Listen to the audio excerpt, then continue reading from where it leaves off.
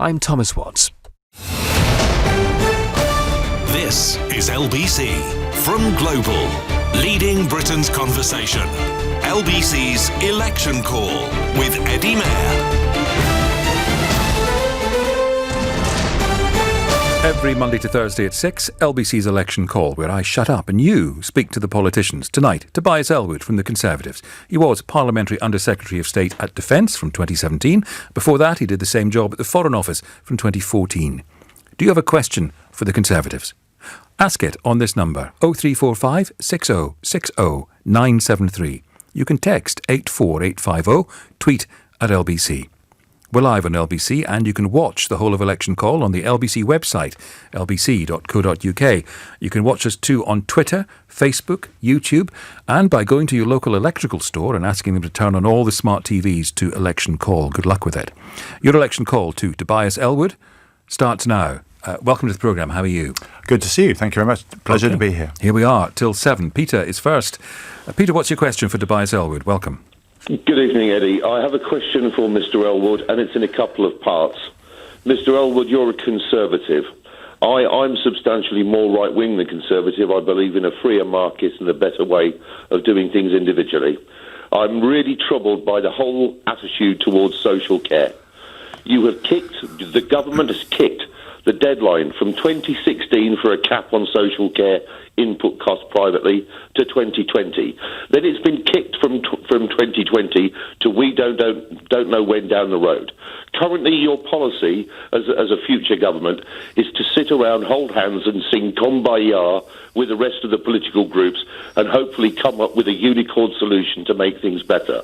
While you're doing that, would you kindly reduce the fees for private payers to the same rate that councils pay? Because as we currently stand, we pay 40 to 50% more each and every month than do council payers. So we are being robbed blind to subsidise a government that claims it cares for us. Then furthermore, you have now gone ahead. You will bleed thousands more accounts down to 23 grand from whatever their house is worth or whatever in the future. As a Conservative with a so-called free market and fair market mentality, what are you going to do about this current mess? Well, Peter, thanks for your question. I just wanted to expand. Can you just expand a little bit about the change of 40%? Is this an area that you're involved in personally? The standard fees that are paid by private payers are on average 40+% more than the fees paid by council-funded care. You're aware of that, right? Yes, I am. My question was whether you are directly involved in this yourself. That was I was just trying to ascertain. Well, I'm involved in the same way that many other people are involved. I'm paying for I'm watching my parents' savings and everything get bled out for this currently rigged market. Yeah, and I'm sorry about that. There is no easy answer to this, and there isn't a direct answer in the manifesto at the moment, as you'll probably be aware. This is something that was decided that we need a cross-party solution, a long-term solution for this. Boris Johnson said when he arrived in Downing Street that he had a plan. He did. He had a determination to solve this. No, he said he had a plan. Well, where we are today is a recognition that too many people are actually going through the experience that Peter's, I think, relatives that are threatened with having to sell their own property in order to pay for care. And the top-line ambition is to make sure that doesn't happen. There's also a concern, though, that we don't have a workable long-term solution. If you remember back to the 2017 election, it was actually the dementia tax and other things like that actually caused the problems because Labour didn't like it but didn't say what they wanted to do. So the approach, if I could just finish, the approach this time has been to recognise that we'll put £1 billion more into the social care system. A potential Labour government, but will last. And that's why the intention will be to go for a cross-party consensus in order to resolve this. Peter. I'm so sorry. This is infuriating, Mr. Ellwood. You're saying we don't want a future solution unpicked by a government. Why would I be concerned about a Labour government robbing me tomorrow when I know that you're robbing my parents to the tune of 50% extra every month today? Well, and why can't you just at least equalise the costs for private payers down to the same rate as council payers as a matter of market fairness? I thought you were a Conservative. Well, I am a Conservative, but as I say, it could very well be this is the direction of travel we go. But it's also the reality that if a Labour government does come in, it could then undo a proposal that we put in. That is the way our system works. To avoid that, to make sure people like yourselves are not facing one system which may, as I say, may see parity between the private and the council operations, be then changed. And if were Corbyn to have come in, it might change drastically. I suspect that if we have a Conservative government, Jeremy Corbyn won't last as leader. It will then allow a more pragmatic long-term solution which will not be affected by a potential future Labour government wanting to change it. Do you agree there's an unfairness in the fees paid by private council? I absolutely do at the moment, and that it needs to be rectified. I'm afraid I'm going to put my hand up and say I don't know what the detailed solution would be, other than there is a determination to try and rectify it. Peter's right. You've been in power for 9 years. Peter is right to be angry with this. You have been in power for 9 years. We have, and look where we started from when we came in power in 2010. We were not living in our means. £150 billion a year spending, which we did not have. I'm sorry, that's unacceptable. What you're suggesting, Mr. Ellwood, is that you have managed the economy to a better standard. The national debt, not the deficit, the national debt is still way up at 80% of GDP. That hasn't come down. So you can't use that as a get-out clause. You haven't done anything to it. I'm sorry, I disagree with you, Peter. Whilst I'm very sympathetic to your situation, when it comes to managing the debt of this country, we have done far more than the previous government because we've actually reduced our net borrowing. When we came in, as I say, it was 150 billion. It's now down to about 30 billion. That now gives us, it's under 3%. It's down to sort of 1.5%.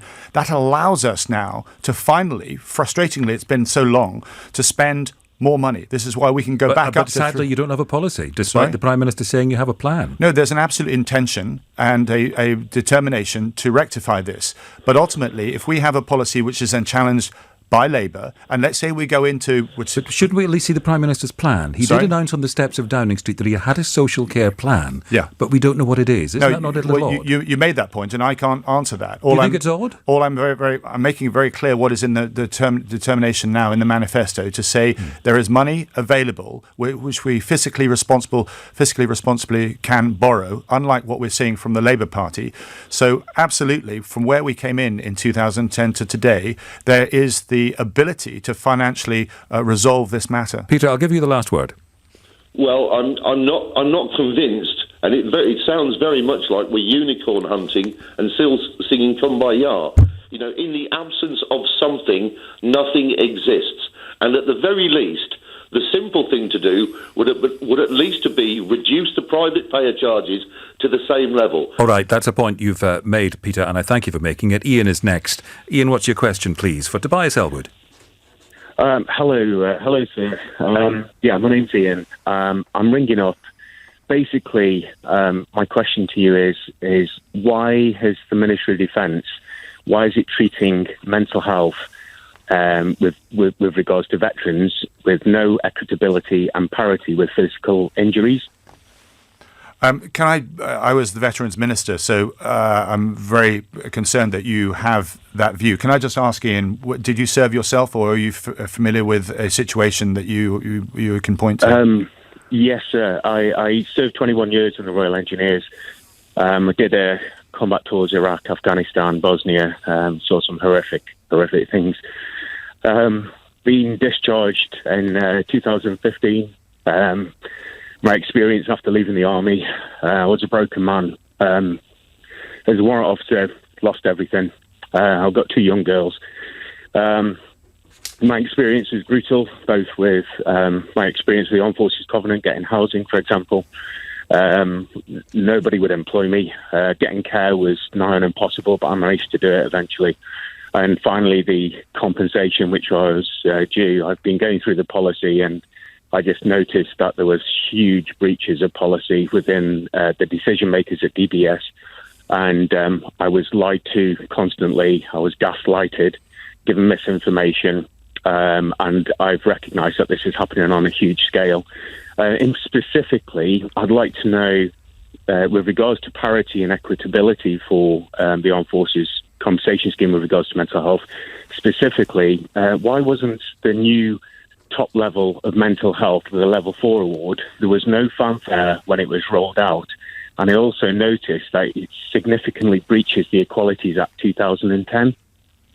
Well, firstly, can I go back to the start and just say thank you for your service? What you did for the country is so critical, and the nation owes you a debt of gratitude. What you're illustrating here is that you do not feel that gratitude is there. The reason why the Armed Forces Covenant that you mentioned was brought in is to make sure that councils are able to make sure that people like yourselves are not disadvantaged because of your service. You've covered in a lot of detail, and I'd be actually happy to meet you on a one-to-one, if you like, and to go through your case. We've done a huge amount of effort to try and increase parity between the challenges that mental health issues and physical issues actually present. The Armed Forces Gateway, the online portal to provide people like yourselves a direct, simple access to support has been introduced. I introduced that myself as the Veterans Minister to make sure people like yourselves are looked after. If you're not getting the support that you need, it's very, very important that that is addressed. And I'd be happy if I can take your details after the show to talk with you separately to make sure you get the support you deserve. Ian, would that be okay with you, or do you want to ask some more on air? Well, first of all, I'd just like to say thank you very much, sir. And I'm just on my last legs at the minute, and I can't understand why the policies are being broken to such a degree, but I'd be glad to talk to you. Ian, what is it you need?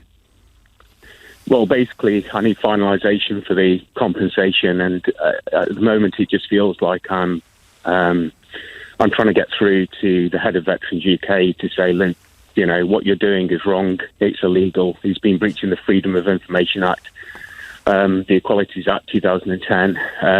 It's just the entire approach of the Ministry of Defence at present with regards to parity. Ian, thank you very much for that.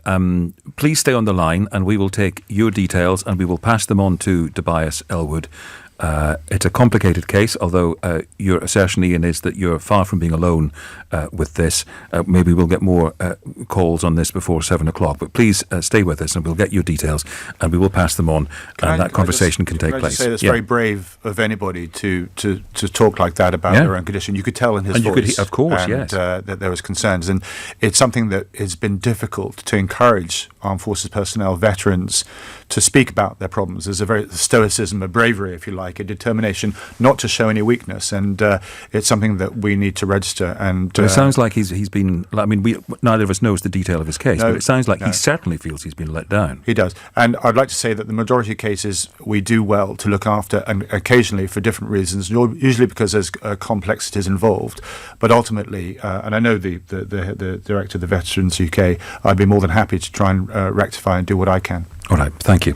This is LBC's Election Call. Tobias Ellwood from the Conservatives is here till 7. It's up to you what you want to talk about. Here's the number, 0345 6060 973. 6:17, here's Thomas Watts with the LBC News. The Queen is hosting Donald Trump at Buckingham Palace this evening at a reception for NATO leaders. Police investigating a fatal hit-and-run in Essex yesterday believe the suspect may have planned a similar attack nearby. The family of Usman Khan, the man behind Friday's London Bridge attack, say they are saddened and shocked by his actions. Clear spells in the south, but wet and windy in the northwest later, a low of 2 degrees. LBC Travel, I'm Dave Goff. It's slow on the M25 clockwise because of an accident that's now on the hard shoulder just after junction 27 for the M11. In the centre of town, lots of roads they closed because of the NATO leaders meeting, including Whitehall, Birdcage Walk and the Mall. They're accused around Victoria, Pimlico and also over Lambeth Bridge to Waterloo. They're accused on the A12 southbound from the Bow interchange to the Blackwall Tunnel after a car broke down earlier on. They're accused near Lakeside. The arterial road West Thurrock is now closed near the Pilgrims roundabout because of an accident. It's day 2 of a strike affecting South Western Railway. It means there's a reduced service across most of the network, and on the underground there are severe delays on the Circle, Hammersmith and City and also Metropolitan lines. This is LBC. Your old car, your loyal friend, so many memories. It's impossible to leave their side.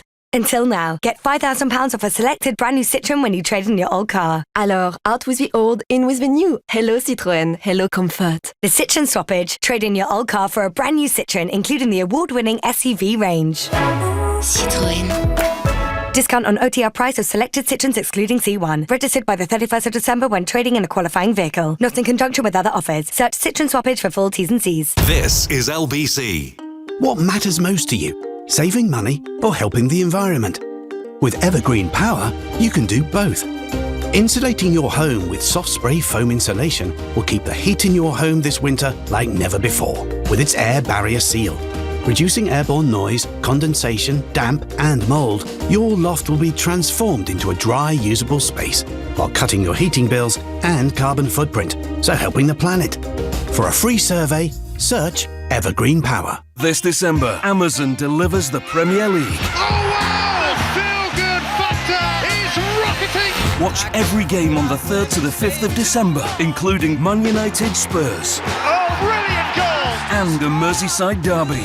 Listen to the noise at Anfield. And don't miss all Boxing Day games. One of the great football days of the year. 20 games, live and exclusive. That's beautiful! The Premier League this December, included with Amazon Prime. I'm Jose Mourinho. I know a thing or two about being special. Finding pastel de natas in a London cafe? Special. Winning the daily jackpot on Paddy Power games? Not special. Understood, Jose. Yes, someone wins an average £40,000 jackpot every single day. So if you win, don't think you're special. Daily Jackpots by Paddy Power Games. Jackpots must be awarded by 11 p.m. and vary from day to day. Jackpot is shared with other operators. Available on selected games. T's and C's at paddypower.com. 18 plus begambleaware.org. A credit limit of up to £1,500. What do you have to do to get it? Simple. Get online and check if you're eligible for an Ocean credit card in minutes without affecting your credit score. For your Ocean credit card, visit ocean.co.uk now and get all that from Ocean. Intelligent Lending Limited is a credit broker. Capital One, the exclusive lender. Representative 39.9% APR variable. Borrow and spend responsibly. Ah, the great British roast. Where mobiles are set aside, the TV goes off, the family comes together, and everything stops. For the perfect roast, only Bisto Best Gravy will do. Made with real meat juices for that authentic, rich roasted flavour. Ah, Bisto. LBC's Election Call. Text 84850. Tweet at LBC. Call 0345 6060 973. LBC's Election Call with Eddie Mair. It's Tobias Ellwood from the Conservatives tonight, and Simon is next. Simon, what's your question? Hello. Hi, good evening, gentlemen. Having been a person that's spent 4 years on the streets, homelessness, I'd like to know what we're going to do to sort out the homeless sort of situation, because it's just in such a mess at the moment. You know, post-Brexit, there were supposed to be 5,000 people sleeping rough each night. It's gone past 10. We're talking 11, 12, 13,000 people sleeping rough in England and Wales each night. And we're supposed to be, what, the 5th, 6th richest nation in the world. But we've got this underlying problem, just of homelessness, and and it's so demoralising. I do my little bit that I can during this particular time of the year. I go out and give sandwiches and hot drinks and whatnot, and help as best as I possibly can. But it's not, well, it is down to people like me, but it's predominantly down to the government, and it's just getting worse and worse. And it's just like, homeless people are being eradicated from certain parts of London and this, that and the other. And it's just so disappointing. And it's just, it's horrendous. You know what I mean? And I think most of the people in Westminster wouldn't even have spent half a night on the streets. Never mind somebody like me, 4 years. But, it's disgusting, really, to be honest with you. All right, Simon, let's hear the answer. Yeah, let's hear from Tobias Ellwood. Simon, can I just ask, were you homeless or were you actually living rough? I was homeless for 4 years. But were you a rough sleeper, or were you? Because there is a distinction between the two. So you were actually living. I was a rough sleeper, and I was found by a cat worker, which your government has stopped. You're not giving the funding for cat workers, and cat workers go out in the evening and find homeless people. Yes. But that's been stopped because of funding. So nobody can get any help with getting off the streets because there's no cat workers out there to give them a cat number and a chain number. I'm one of the lucky ones. I've got a cat number and a chain number. I can never be homeless again. But them poor people that are out there at the moment, and never mind, Christmas time and it's cold as it is now, it's disgusting. All right, Simon, let's get the answers. Yeah, well, firstly, let's acknowledge that it's increased. It has been a problem, and there's a number of concerns that's caused this, not least because of lack of suitable housing, of affordable housing and council housing as well.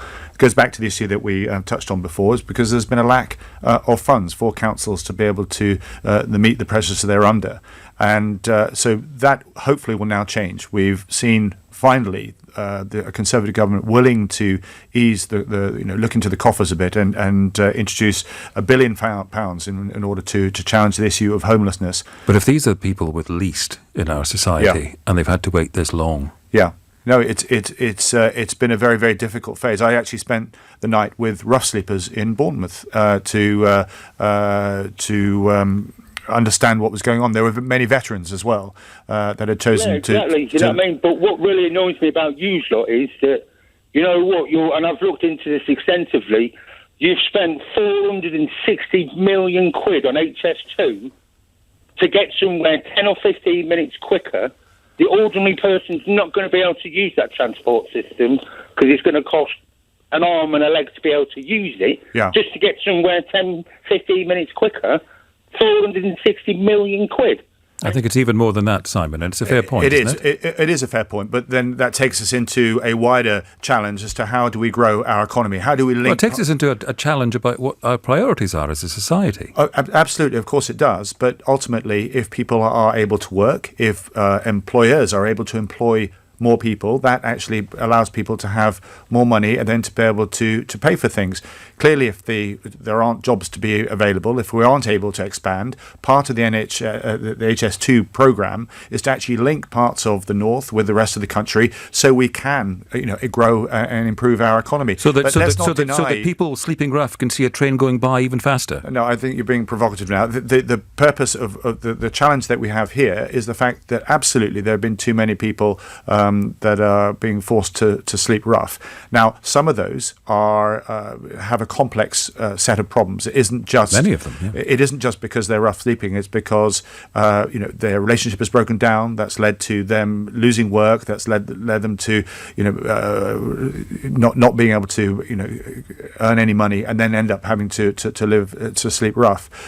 It's important that we have not just a solution to provide a place to live, a roof over your head, but also a program to say, how do you get somebody who is in a very dark chapter often in their lives back on their feet, away from drugs, for example, and so forth, and moving forward with a plan. And that is the program that we try to introduce as a Conservative government. Right. But I'll put my hand up and say much, much more work needs to be done on this front. Simon, thank you for the call. Graham is next. Graham, what's your question for Tobias Ellwood? Welcome. Yeah, it's the issue in the manifesto which promises an increase for newly qualified teachers of a little over £5,500. As an individual sentence, that seems like a remarkably progressive, advanced situation for newly qualified teachers. However, that would probably put them ahead of several teachers that under the old bandings that are still used by many councils and academies, would the salaries that would be paid to second year, third year and fourth year teachers. How are those teachers' salaries going to be adjusted? Is it just going to be a case of they're going to raise the floor of teacher salaries? And how is that going to affect the money that's going to be given to schools in addition to what they're getting at the moment? Well, the way I understand this, thank you for your question. Are you a teacher yourself, or? I am indeed, yes. Okay, well, primary school or secondary school teacher? Primary school teacher. So the pupils themselves will get now a pupil premium of £4,000 per pupil, and then £5,000 for secondary schools as well. But you're also right to point to the fact that we want to raise teaching salaries as well. We want to make this a competitive market. We want people to go into teaching as such an excellent profession. If we want our economy to grow, as we just talked about, we have to educate the people to fill those jobs in the skill sets that are provided, and that's where people like your good selves are so important to provide that education. If there are gaps in the teaching profession, we know that there are, that's why we're having to raise the salaries as well. I'll be honest with you, because this is a manifesto, the detailed lines between how this will work between existing salaries and those in the future, I would hope it is the case that no existing teacher will then look over their shoulder to see that they're missing out on a system, a program that's just been introduced to attract new teachers, and then they will be somehow disenfranchised or disadvantaged. So where does that additional money come from? So I, like many other teachers, now teach at an academy school, which manages its own budget. Yeah. Now, you could increase the money per pupil that's allocated to my school, which would be gratefully appreciated. But if that salary is eaten up by the school from its own budget, needing to increase the salaries of all the teachers on the entire pay scale, are the children going to benefit from it at the end of the day? Now, they will have theoretically better teaching, and to be purely mercenary about it, I'm at the top of the pay scale.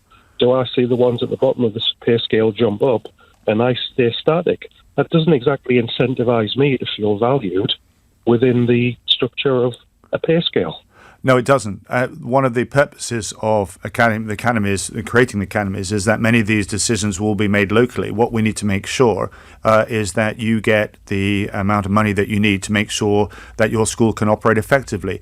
And what we've seen up to now, and I go back to the point that we have gone through this period of austerity, very, very frustrating for any constituency MP that visits their head teacher who points to issues of even having to buy school books and things like that themselves, rather than it coming from the educational budget. I'm pleased to say that because we are spending more now, there's an extra £3 billion that will be spent in further in education itself, that this will hopefully ensure that not only we are paying teachers the right amount, but the schools themselves can function as you would expect. Thank you for that. Graham, you get the last word. If you take my situation in Essex has more primary schools than any other county in the country. And my school is 2 form entry. That's 14 teaching positions. If each of us get a £5,000 pay rise because you've bumped the entire pay scale up, that's £70,000 straight away that's disappeared from additional school budget. Mm-hmm. And that's not just in one school, that would be in every school. There needs to be more meat on the bones of this about exactly what the teacher salary increases are going to mean for additional money that's coming into schools. Graham, thank you, as ever, on Election Call. LBC listeners raising points we don't often hear in the campaign, with an attention to detail we don't often hear in the campaign. So I thank you as well, Graham, for your contribution. If you have a question for Tobias Ellwood, you can text it, 84850, tweet at LBC, or call 0345 6060 973. And the conversation continues after the news. 6:31. Here's Thomas. Health campaigners and anti-war activists are leading a protest targeting Donald Trump and NATO in London. The president is among the leaders gathered for a reception at Buckingham Palace to mark the 70th anniversary of the alliance. The family of the London Bridge attacker say they are saddened and shocked by his actions. Usman Khan was shot dead after he killed Saskia Jones and Jack Merritt and injured 3 others on Friday afternoon. Police in Essex are investigating whether a hit and run yesterday is linked to similar reports from a school nearby. 12-year-old Harley Watson was killed outside Debden Park High School in Loughton. LBC weather. Clear spells across the south this evening, a patchy frost and fog developing overnight. Largely dry elsewhere, but increasingly wet and windy in the far northwest. A low of 2 degrees. Nick Ferrari at breakfast. Weekday mornings from 7. Jeremy Corbyn, as part of the election campaign, sparked a backlash after singling out 5 of the largest companies operating in Britain. He said they are bad bosses. Labour's Laura Pidcock, who's Shadow Secretary of State for Employment Rights, is joining me now. We, of course, want businesses to remain in the UK. We obviously want them to do well, but at the moment, their workers cannot live a good life on the wages that are paid to them. Many people will obviously subscribe to what you're saying, but you're effectively suggesting that if they were to decline to increase the pay by £1.79 per hour, which is going to be a lot, they'll be against it, or they'll just close down. Honestly, this is quite hilarious. Why is it funny? Because people's jobs could be on the line. Nick Ferrari at breakfast. With Xero. Get your business digital ready with Xero accounting software. LBC. Sharing credit card details on scraps of loose paper. Finding battered receipts in the wash? Stressing out your accountant? Expense management doesn't have to be stuck in the dark ages. Say hello to Soldo, company cards that do your expenses for you. Give your team prepaid cards to simply spend, snap the receipt, and that's that. Spend smarter. See the light at soldo.com. This is the sound of a market with fixed prices and no haggling. Just like a traditional bookie, all setting the same odds. Now, the Betfair Exchange is different because you're betting against fellow bettors. So if you're unhappy with the odds on offer, just set your own and see who takes you on. Why not give it a go? The Betfair Exchange.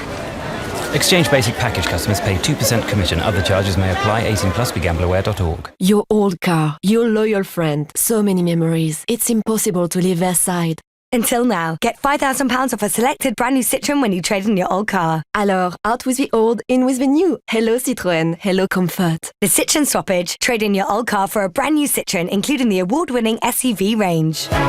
Citroën. Discount on OTR price of selected Citroens excluding C1. Registered by the 31st of December when trading in a qualifying vehicle. Not in conjunction with other offers. Search Citroën Swappage for full T's and C's. He goes past one. He goes past two. He beat another. And he's banged it in. What a goal! Unlimit the sport you love this Christmas on Vodafone. With Sky Sports Mobile TV included on our unlimited data plans with entertainment. The future is exciting. Ready? Vodafone.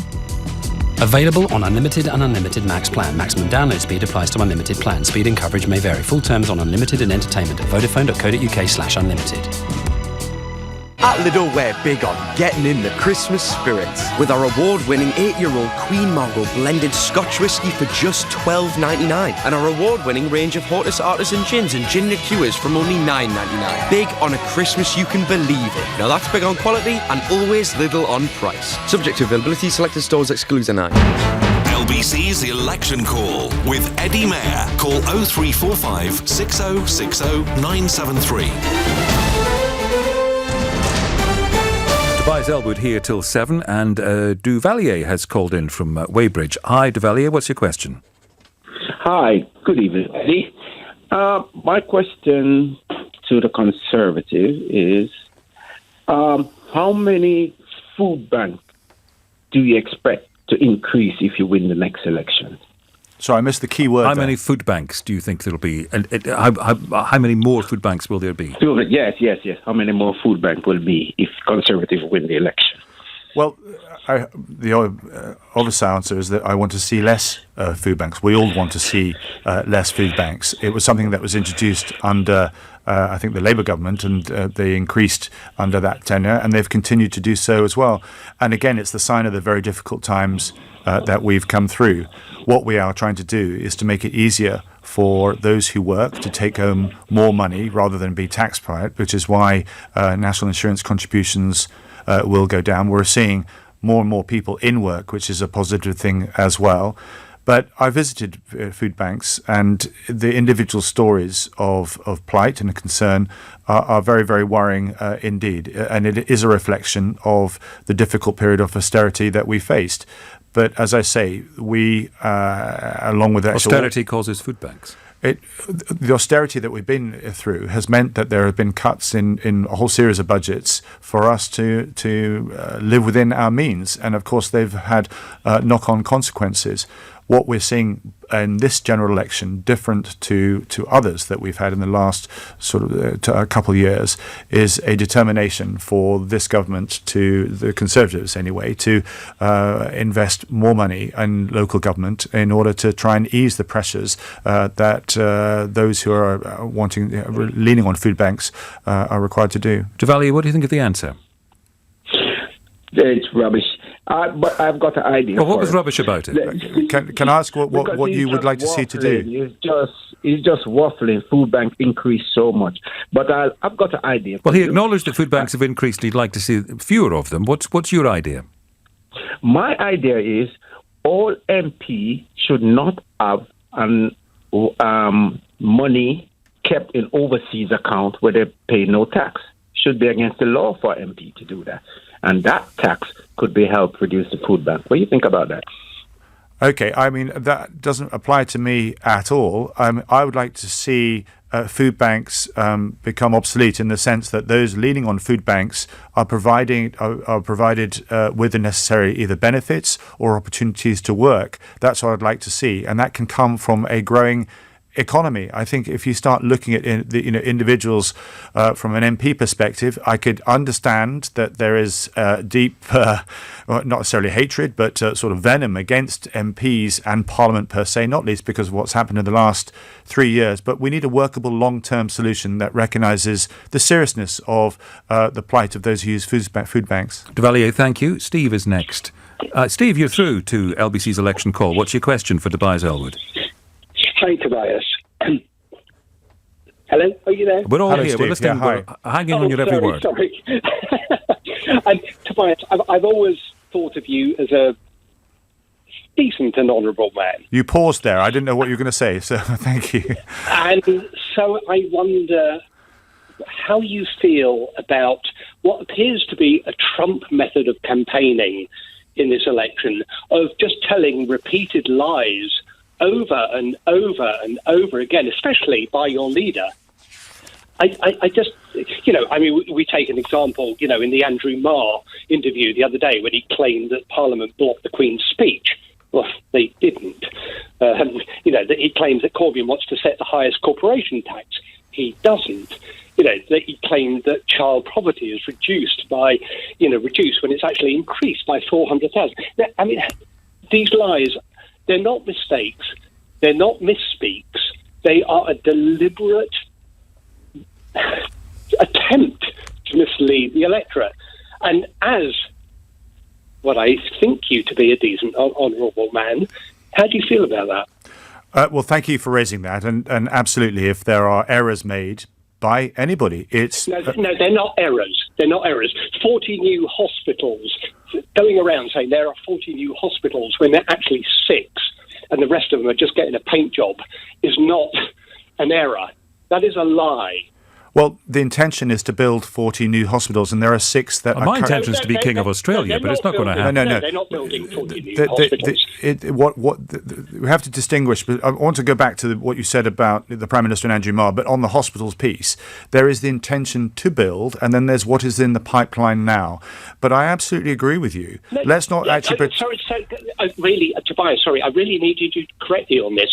There is not the intention to build. There is the intention to build 6 new hospitals. The rest of them are refurbishment of existing hospitals. There aren't suddenly going to be an extra 40 new hospitals in the UK. We were just discussing this actually during the advertisement break.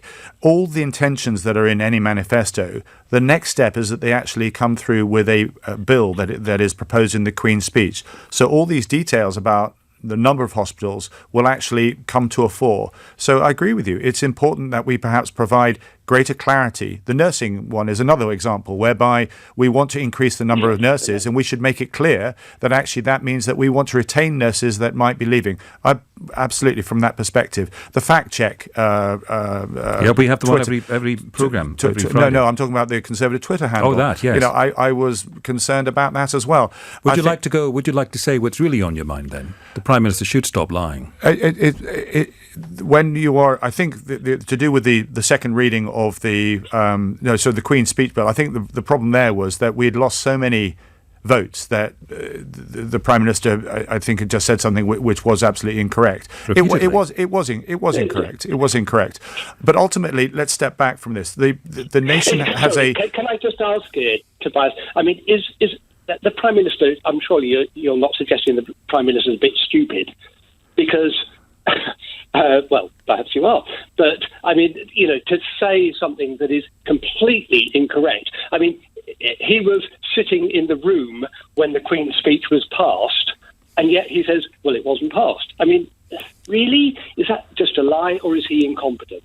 No, I mean, there were a number of bills that were, most of the bills, I have to say, most of the resolutions that were put in Boris Johnson's time were actually defeated. But it was an error. I mean, we can discuss this, for some time, but it's absolutely clear. I am concerned, and I share with you perhaps the standard of debate, the quality of debate that we have, not least social media and online. This is slightly untested water because this is a new phenomena of us campaigning online, of using social media and so forth. The rules haven't been established yet. Society hasn't sort of gone firm with, the right and wrongs. There's no even an authority. But we're talking about what party leaders say during elections. Never mind social media. Would you concede that there have been times? I'm going to have a go here, Steve, if you don't mind. Would you concede that there have been times when your own party leader has not been completely candid? He has said things which he knows to be untrue. I think it's fair to say that every effort must be made to avoid that, and we need to move forward from that. And make it very clear that because of phone calls such as this, because of people like yourselves, any leader choosing to do that will get caught out. Steve, I think Tobias Ellwood has said something there. It may not have been exactly what you wanted to hear, but I think he's conceded some of your points in terms. What do you think?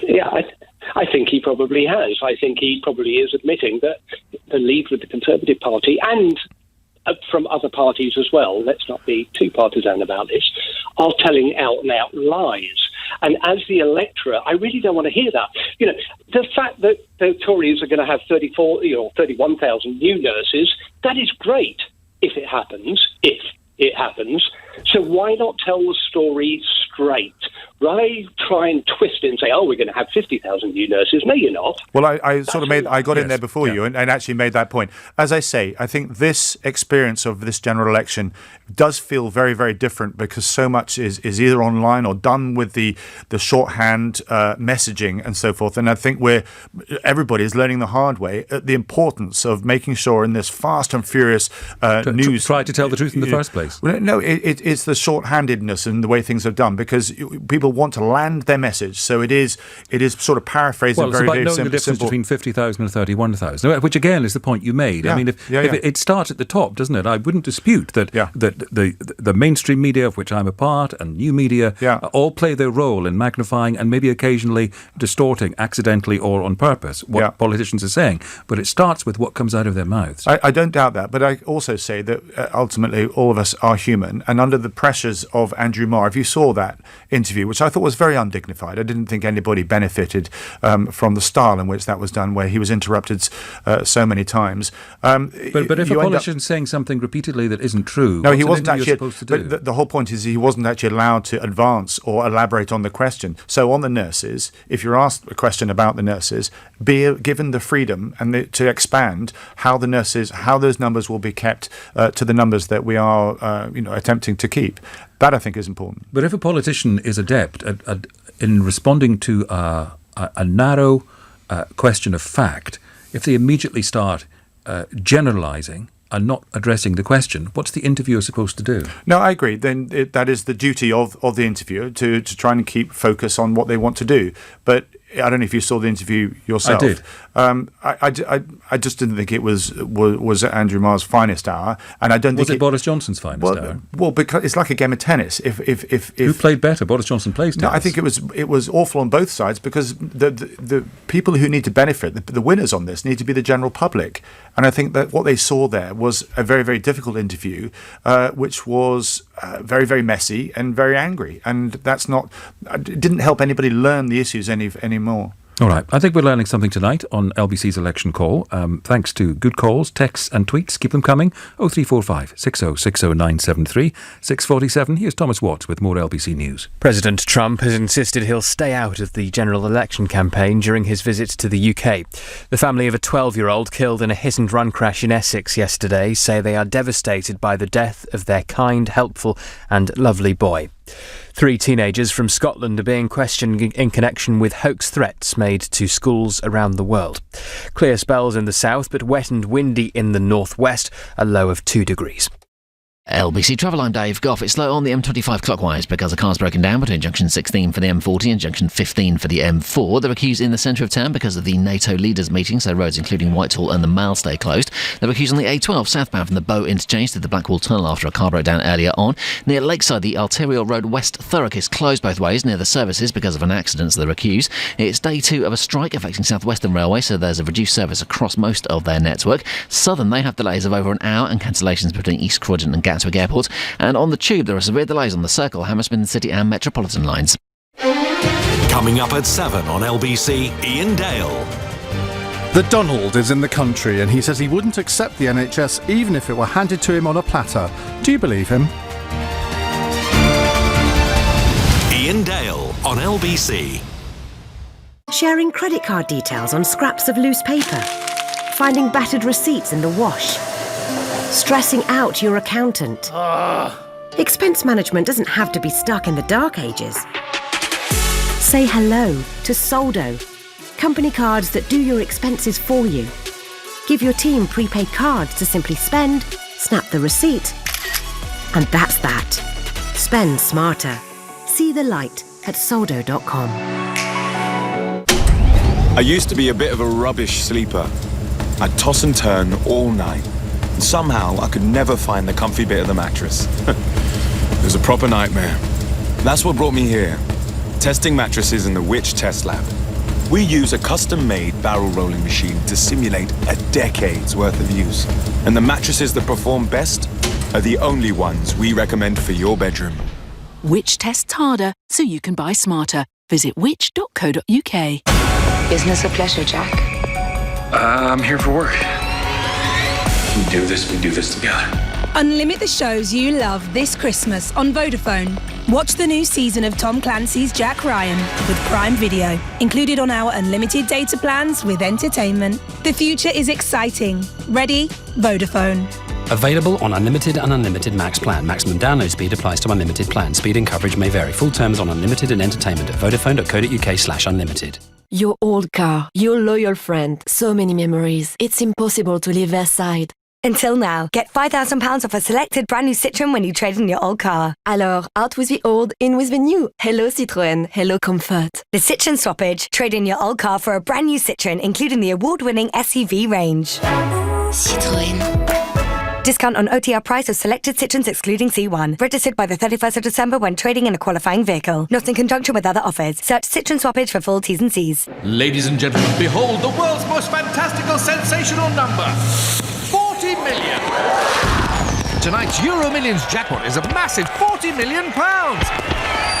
Euro Millions, celebrating 25 years of the National Lottery. Your numbers make amazing happen. Estimated jackpot. Rules and procedures apply. Players must be 16 or over. LBC's Election Call with Eddie Mair. 9 minutes to 7 on LBC. Tobias Ellwood from the Conservatives is here and Neil is next on the phone. Neil, what's your question, please? Hello. Hi, thanks for taking the call. Over the last decade, we've seen austerity measures have a huge impact on communities, especially public sector workers and people who have been sanctioned on benefits and the like, some of which has led to homelessness. How's that affected you personally as an MP? How's the decisions that you've made been detrimental to your way of life? How has austerity affected you? As an MP, you try to make Firstly, thank you for your question. As an MP, I think you need to understand the world around you. One of the good things about elections is that it really forces you and encourages you to really live and breathe everything that's going on in your constituency. But I also hope that MPs make every effort to try and understand the people around them throughout the year itself. And I've noticed it in my constituency and others as well. It has been tough over the last number of years. Difficult decisions have been made in areas of the pressures on the police forces, on the public services as well. And have you felt that personally? Have you felt the effect of austerity as a result of any of that? I know you can see it and you can try to feel it, yes. But have you felt it yourself? I've not felt it myself. I'll be honest about that. I felt it in the sense that I felt a huge concern about it around me. But you're affected by rises in prices. Of course, you are from that perspective. I by no means come from a privileged background whatsoever. I come from a family of teachers and so forth. It's important that I don't know if this is where the direction of the question is actually going. Let's ask Neil. What would you want to follow up with, Neil? Yeah. I just thought it was interesting listening to the responses to the last few questions where there were a lot of complex issues around homelessness. And,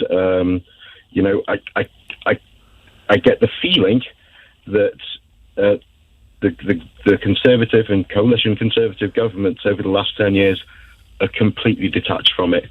It doesn't affect them personally. And whilst you say, I'm very sympathetic to the schools and the police force are having their numbers cut, those decisions are taken by the Conservative government, and to come about now and make lots of promises with regards to nurses, police, security, it's old hat. You've had 10 years to do something about it and you've done nothing. I understand your frustration. Being connected with the armed forces, I see people, veterans and so forth, people that I've served with, who tell me the very same thing as well. And it has been a difficult period. There's no doubt you can't avoid that. The question is, and you hear this from Labour, they were spending beyond their means. And we've had to come in to say we can't continue to do that, or the situation will get even worse. Unemployment would actually increase.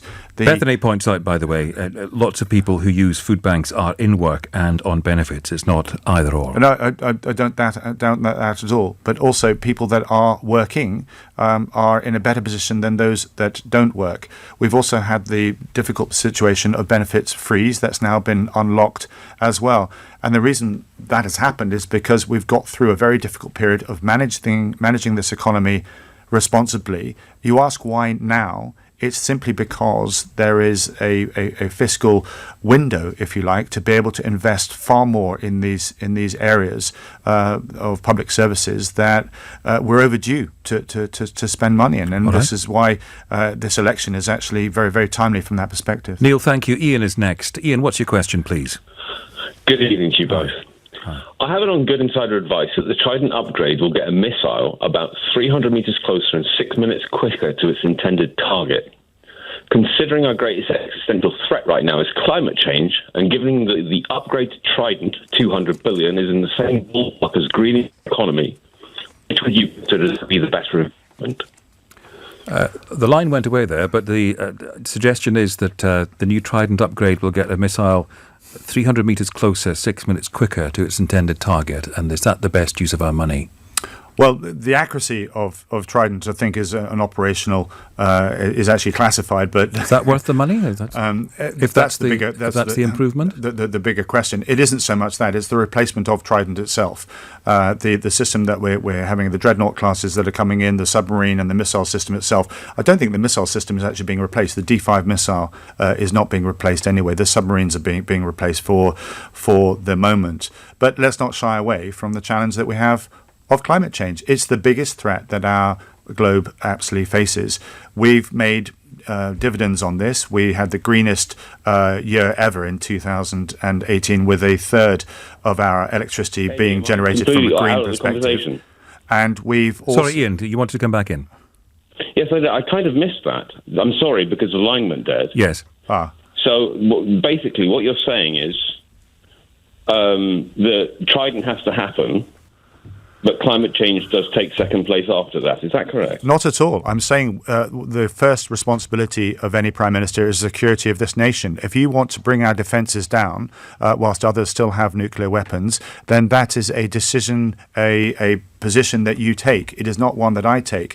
I do believe that we can work collectively and show a leadership on the international stage in tackling climate change, and Britain is doing that, moving down that road. We are the greenest country in the G20. We're the first next civilized nation, sort of advanced industrial nation, to actually put into law the fact that we're going to have a parity in our climate emissions, and we can do that at the same time while keeping this country safe. Ian, thank you. Dave in Bournemouth. Dave. Hi, Eddie. Hi. Tobias. Hi. Tobias, I'd like to know what your plans are in terms of mental health. This is something that's become very significant in my life very recently. My wife actually tried to take her life a couple of months ago. Fortunately, I prevented her, but she was urged to go directly to our local hospital. And when we got there, she wasn't seen by a mental health practitioner for 13 hours. And we had to spend the whole day just sitting in different chairs, waiting. My wife exhausted, obviously emotionally distressed, and there was just such little care. And by the time someone saw her, all they said was, go and see your GP. So I hear the other parties mentioning a lot about health and, mental and social care a lot, but not so much from the Tories. All right, Dave, I'm sorry for what you've been through, and your wife too, of course. We don't have long, so I will give the floor now to Tobias Ellwood. Can I just ask which hospital that you visited? I was actually told not to mention the hospital. All right, yeah, that's fair enough. I think I can guess, and I'll be happy to visit that hospital if it's the one that we're thinking of myself. But I'm sorry to hear that. Theresa May made huge efforts to try and bring parity between physical and mental health, and there are more funds being put into the system to make sure that happens. I'm sorry about your own circumstances, and that absolutely shouldn't happen. All right, Dave, thank you very much for that. Thanks to everyone who took part in the programme tonight. Apologies to everyone who texted, tweeted and called but didn't get on. We did our best. Thanks to you, Tobias Ellwood. Good to see you. And Election Call is back tomorrow from 6. I'll be here from 4. Tom Swarbrick here tonight from 10. Now, here's Ian Dale. Eddie, thank you very much. At 8, Dr. Sarah Wollaston will be joining me now of the Liberal Democrats for an interview and phone-in. At 9, the NHS has become a real political football in this election. I have to say the debate on the subject has been absolutely woeful. It's just been reduced to who can spend more money, and are the Tories going to privatise it, or does Donald Trump want to buy it?